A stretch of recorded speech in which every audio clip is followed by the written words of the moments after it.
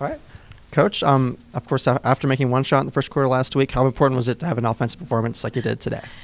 Thanks for the reminder, but yeah, it was. I just have to feel really good. I think we have to feel good about how we came out into this game. I think we were on edge. It's how we need to play. It's how we need to compete. It's how we need to treat whoever we're playing on any given night. And I don't know what it is about this team. They take a little success and they not intentionally, but again, if you're just not on edge and kind of savage in your mentality, you can not be sharp. And so I just felt like from the very beginning we were. And clearly on the offensive end, we had a lot of playmakers making attacking moves to the rim and creating great opportunities for themselves and others. And again, probably one of our best offensive performances and quite frankly, defensive too. How did you build that savage mentality this last week, and what goes into that? Well, I don't think anyone would like to be I'm not a nice person. I'm just not a nice person to my team. And I told people a lot. Like I think a year ago, Charlize was in one of her meetings, and she told me, "Well, you really have to be mean to us, or not mean. I don't know what word she said, but it's when you're on edge, it just makes us be on edge." And then she looked at me and she said, "It sucks being you." And it is. I don't know why I can't get it out of it. It's a little bit of a leadership problem for our team that we don't have that from our team. We need it from our point guard. Our point guard energy and competitiveness needs to show up every single day at practice, and we have multiple point guards. So that's the beauty of that. It could be one of three people every single day, and just haven't quite got that on a consistent basis. Even though we're experienced, again, I think every coach in the country is probably looking for better leadership on their team, and so we're no different than that. We have to pull it out of them sometimes, and we just, as the coaching staff, we've just got to make sure that we don't fall into a lull of, we got this. The game is just too hard and too difficult, and it's never mastered. So you just have to walk into every practice and kind of go, I got to get better today, and I can't take a play off. And I thought we prepared well for Houston this week, bounced back from UW, and it's everything we need. And now we turn around and have a little success. And how do we respond when we have to go on the road and play a Power 5 at their place?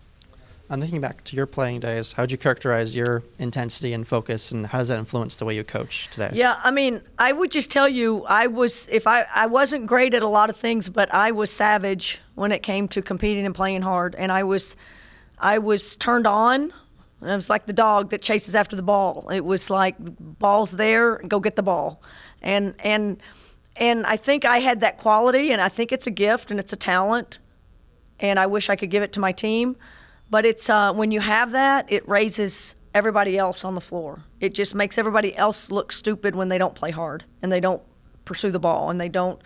And that's the point of just having someone elite at like that mindset. It's not just about one person, and it just makes other people feel heat if they're not doing it. So fortunately, I had great athletes around me, and they were just as competitive, and we just didn't give ourselves a break. So that's what we need from our team, is just to keep growing that and expecting it and demanding it every single day they step on the court.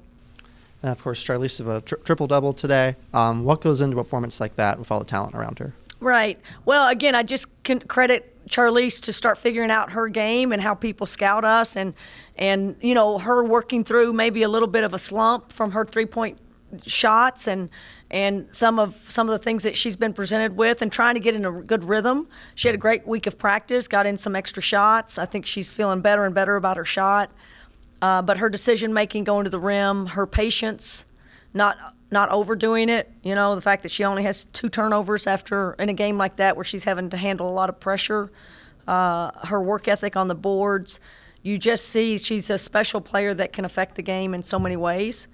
And so I just love that that's her stat line, because I think that is what she needs to be looking to be on a night-to-night basis. Now, do you always get 11 assists? You got to make shots on the back end of that, and tonight we made shots, and we showed the potential of us, shooting the ball a little bit better than we have been. So just a tremendous performance from her, and again, I want her to always be a double-double, but I'd love to be able to start saying, let's go get a triple-double every time, too.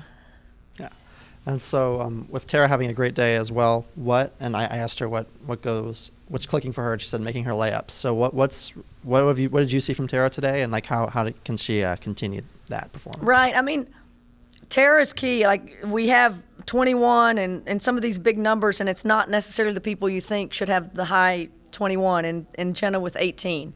I love that about our team. I've talked about depth. I've talked about I think we have weapons.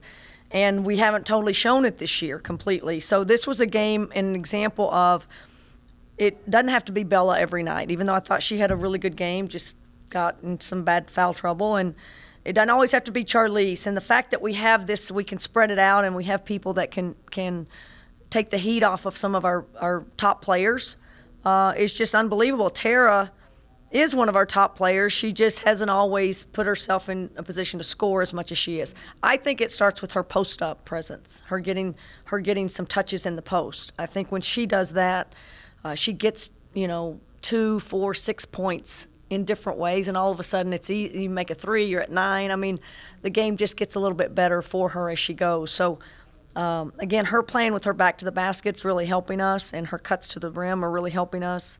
Her three-point shot picking up is helping us. So she's playing right at how she needs to play.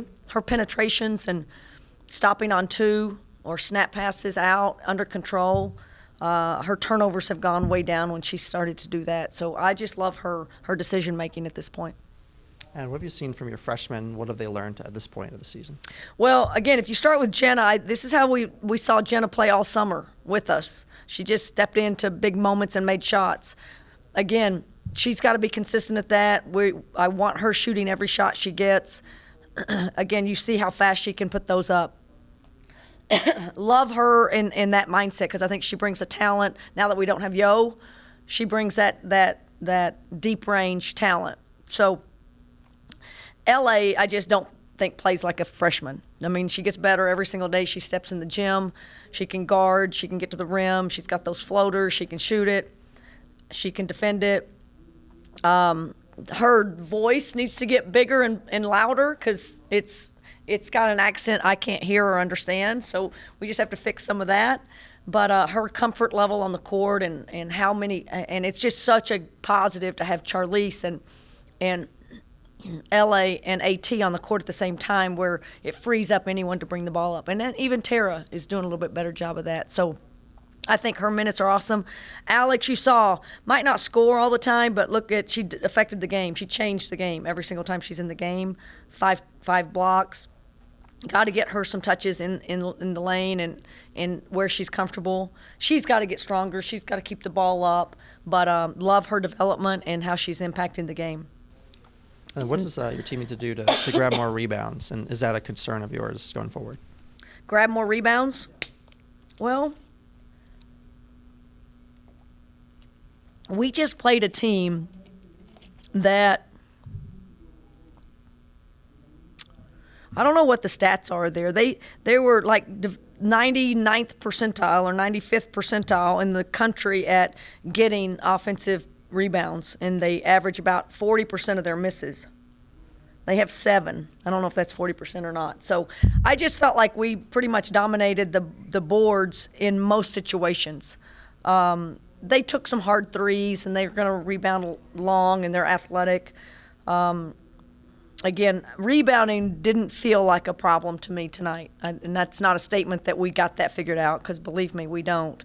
But it's a constant that we're going to have to get a ton of rebounds as we go and learn to the where the ball's going to come. We're still not great at that. It's a long rebound on threes, or it's short when it's a miss. There's all sorts of things, rotational rebounds. So that's a work in progress that we got to keep working at. What was key to your performance on the boards tonight and up against Houston? Well, I just think we knew their personnel really, really well. We didn't really let them. Anything that they got at the rim was pretty contested. The blocks helped us. We got those. I think we made them take hard twos, and that we were in front of them and had the inside position. And we made a lot of shots too. So there weren't a lot of even defensive rebounds to be had. So again, I just think it was a good plan. We guarded them well. We made most of their shots pretty contested, and that's a good – and then we finished the play with the rebound. So it's just exactly how you're supposed to do it. It's just not the easiest thing in the world to do. Any update on Beyonce? Yeah, I think I'm just going to just shut her down. She'll start coming back for us. I would hate myself if it got a little irritated before we have a 7 or 8 day break. So when she comes back over, she's going to get to do more and more over the break. But when she comes back, she's going to be full go without any limitations whatsoever. And that's I don't want to do anything that keeps her from playing with this all January, February. So I'm excited about where she is. She feels really good. Just this, to me, it's just not worth it since we have an 8 or 9 day break coming right behind this game. And then how do you handle an extended break like that over the holidays? Yeah, I handle it with hoping that I have a mature team and a committed team and a team that understands don't be gluttons and go just sit around and eat. It's hard to get to a good spot. We walk back right into Stanford. I'm giving them more time than I've ever given a team off before ever. 5 days, 6 days to prepare for Stanford. I mean, this is about being grown up and being mature and being a pro and showing up back yes, get away a little bit, yes, refresh, but it's not take 9 days off. We don't have that mindset or mentality, and I trust my team to be good about that. And with one game left in non-conference play, what have you learned from this non-conference slate that should prepare you for Pac-12 play? I just have learned that this team has a chance to be really good, but we aren't tough enough. We aren't competitive enough. We aren't savage enough, and that's on them to train at a high level and to have greater expectations and to not settle for a little bit of success. I mean, it's a marathon. We're not going to be perfect in every game. We've got to find ways to win games when we're not perfect. I like the weapons we have, but again, the games are going to be a lot harder than this one, and we have to learn how to fight in those and be better playmakers in those tougher games. So we have a chance to be really good, but I don't think we've proven yet that we're top 10 good or top 20 good. We gotta show up more every night and not have those games where we, again, score 55 points. You're just not going to beat anybody when you score 55 points. All right. Thank you, and go Cougs. Merry Christmas.